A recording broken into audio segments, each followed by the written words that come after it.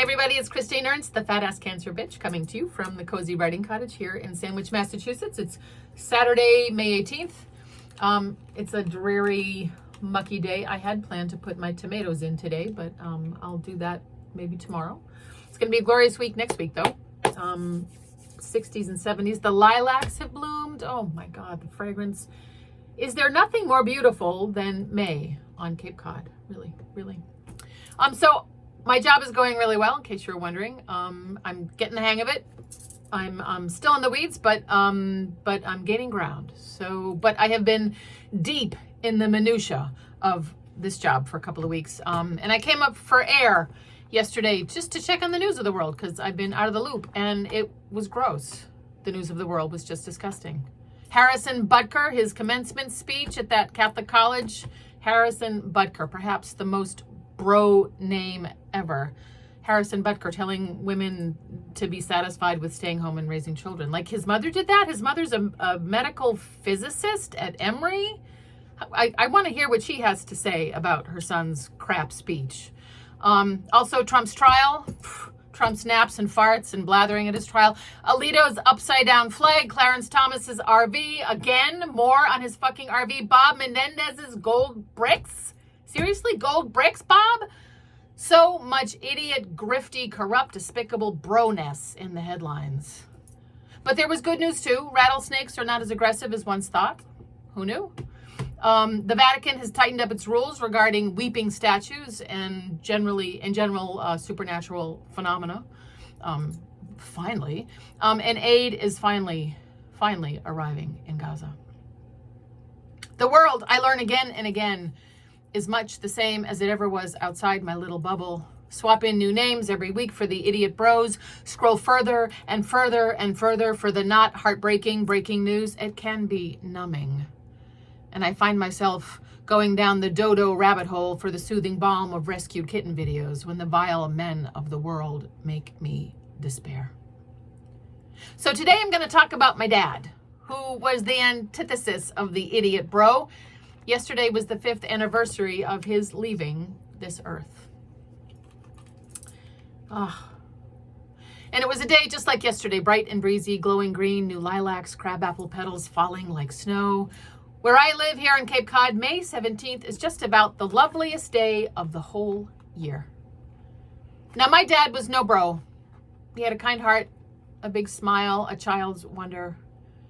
He loved nothing better than to be outside. I won't romanticize him, for he bewildered me. My dad was a really smart, artistically gifted man who lived on the autism spectrum, right around Asperger's. You knew him, or you know someone just like him. The too long conversation, the puzzling response, the missed social cues, the lack of common sense, the square peg, the odd duck, the dreamer. I won't get into the details of how having a dad like that turned me into a sort of sleuth, a keen observer, but a failed codebreaker, always trying to decipher and solve someone I loved. Find the key, make them see me, pay attention, love me. Sidebar, there is a very entertaining novel or two about my disastrous romantic history. I was basically fated to only fall in love with ciphers and train wrecks until I bit Michael's shoulder, but I digress. It took me a very long time and some amount of therapy to understand my dad, and then myself as his daughter. And it turns out I'm a lot like him. Nature and nurture, probably mostly nature because I never really felt nurtured by my dad, but something rubbed off. My dad loved to tell stories, like really long stories. He was a good writer. He too was a keen observer, as he had to learn to pay a kind of attention to the situation in order to formulate the response that was required of him, given that he lived on the spectrum. He was a homebody. I am a homebody. He loved to garden. I loved to garden. He loved to listen to the birds and do things with his hands. He loved tea and oatmeal and drank apple cider vinegar for his health every day. Samesies. He chewed his cuticles. I chew my cuticles. He struggled to make choices. Send him to the supermarket for a can of tomatoes and he'd return with either 25 cans of tomatoes or no cans at all because he could not decide. Sometimes I experience the same paralysis in front of the shelves of ketchup at Stop and Shop. just overwhelmed by choices. He gave weird gifts, like the time my mother asked for a set of 8 nice placemats for her birthday, and he gave her a set of 8 nice doormats instead.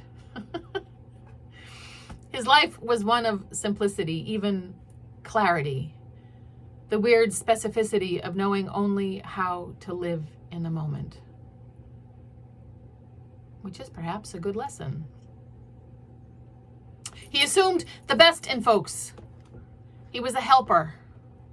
He was loving and maddening in equal measure. He was kind and clueless. He was gentle and bumbling. He was bewildered, always bewildered, vaguely perplexed and surprised, I think, by where he found himself. But he was a happy person.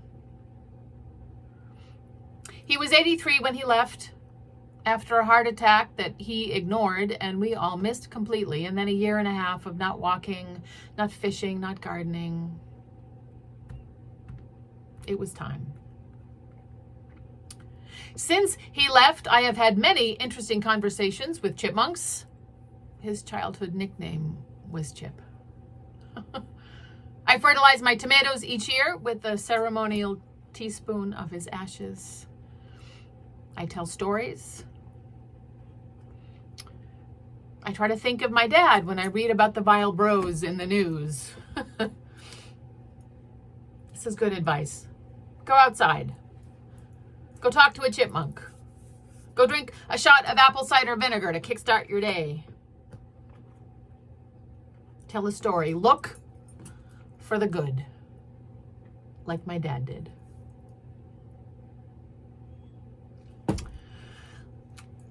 So that's good advice from my dad, Charlie.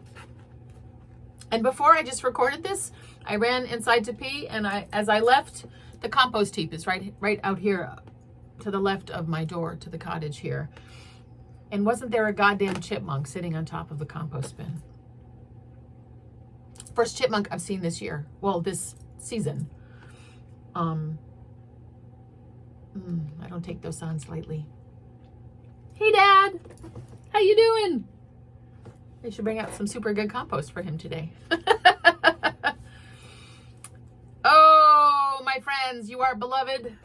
Come as you are. I forgot to tell you that last week. I